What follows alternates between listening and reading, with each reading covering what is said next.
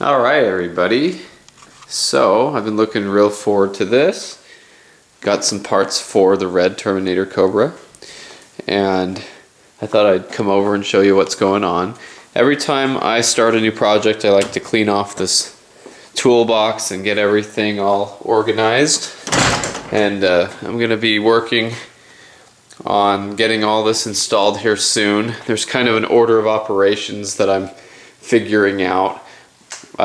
First off, I got an off-road X-pipe for the car. I went with a BBK. I decided it was a pretty good brand. I have one on the red, or the Blue Mock one, and it fits pretty well. So I wanted to get an off-road X for the car and drill a new wideband hole into it.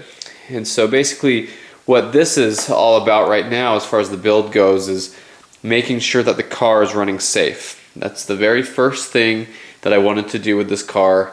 When you buy a supercharged car, you need to keep an eye on a lot of things so you're not melting pistons, running lean. You know, even if the alternator dies under boost, you could have issues melting pistons, and the pumps could give out, and the fuel pumps and everything. So anyway, first off was to get some gauges on the car, and it has, I don't know if you can see this, but it has a really nice catted X pipe in there, but I wanted to go off-road, so I wanted to get a new pipe that I could drill into and weld a bung into, so that has to happen first. And as far as the gauges go, I did a lot of research and I talked with Danny Johnson. I like the setup he has in his Cobra, and so I went with the AEM fail-safe gauge. The thing I like the most about this gauge is it illuminates with white letters, and of course, being a fail-safe, that means it has this complete harness system that if you'd like to, you can plug into the computer of the car. You see all the stuff it comes with. It comes with a ton of stuff. But you can plug into the computer of the car and basically have the car shut off if it runs lean. And it's supposed to save the car from ever having a problem like that. I don't know if I'll do that right away. It also has boost. You can read boost on it. So anyway, that's something I'm going to have to look into. But to put that into a wideband, I had to get an off-road X pipe that I wanted to drill and weld the bung into. So my next choice after that, as far as gauges went, were Aeroforce, which are pretty expensive. I mean, these gauges were $400 for the two, and these are the interceptors. And what these two do is they plug into the OBD2 sensor port underneath the dash, and you can read hundreds of different parameters that the computer reads out. So you can have two on each gauge.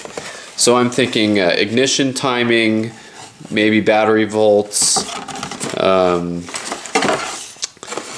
IAT temperatures for the supercharger, everything. I'm really pleased with what these can read and how easy they should plug in. And so I went with two of these and an AEM fail-safe to start out with. You can read fuel pressure. It's also on the rail, so it might not be as accurate as an actual fuel pressure gauge, but anyway, I want to get everything on the car running right so that I can make sure that we're running safe. Right now it has a ported Eaton on the car, so that's putting out 513 at the wheels, and that's going to be fun for a little while. And so the first thing I need to do is get everything metered, make sure it's running safe.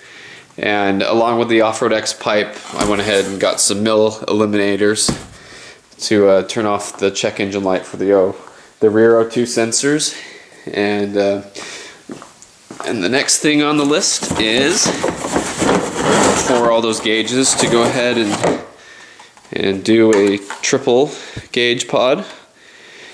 And I looked into the speed of sound ones, and I had one actually before, but I don't have it anymore. You know, I let Danny Johnson take that when I was I got it off another car and I didn't need it at the time, but they don't make them anymore. You can't even send your pillar in anymore to have them built. So I went ahead and got the triple gauge pod, and I went to a wrecking yard and got another A-pillar out of, trim piece out of another Mustang, so that I wouldn't have to cut into the one I have. And so with all this, it's going to work out nicely. I'll drill holes into this one to run the wires, and then this just fits right over it really nicely. It's a good fit and finish. So I'll have that all put together with the gauges in it and make sure that I'm monitoring the car. I had another one, but it just didn't fit right, and it was a dual pod. Yeah, I had this one, but it didn't fit right on the A-pillar. So anyway, that's just a little update on the red Cobra, what I'm doing with it, making sure that I'm running safe, and then I'll be able to actually go out and run the car hard and enjoy it. Make sure that I'm not leaning out or anything. The car was dyno tuned, and that's fine, but you can see it doesn't have any gauges in here. There's no way to tell if you're leaning out or having any issues like that. I'm curious to see what the ignition timing is on the car. I know that's something some tuners will run more or less timing and try to compensate it with more fuel, and there's all sorts of things tuners do with these cars to try to get them to run how they think they should run. So I'm curious. I'm going to see how this car is running, and anyway, that's just basically a little rundown of what I'm doing right now, and all the parts I just bought. It was about $1,000 for all this stuff, and I'm just really trying to enjoy the car. I'm really trying to enjoy my new Cobra. This one I intend on having a lot of fun with. So thanks for watching. Thanks for being part of this with me. I think it's really fun.